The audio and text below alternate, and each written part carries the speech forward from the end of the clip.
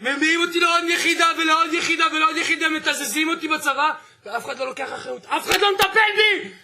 ואני מתלונן, אני צועק, אני משתין בלילה מפוסט טראומה. הוא בא אליי ואומר לי, למה הרגת אותי?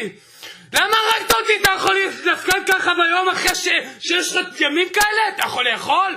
אתה יכול בכלל להסך בחיים?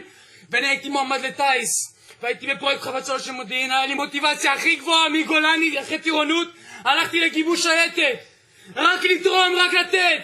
כל המשפחה שלנו תרמו בצבא. עגלת רזון שהוציאה את הטנקים מהתעלת סואץ, רזון של משפחה שלי, זה אח של סבא שלי, קראו לו מר חלוץ. אתם פה בזכותנו.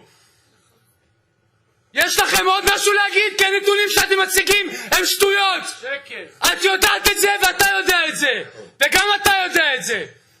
כולכם פה, כל המערכת כשלה.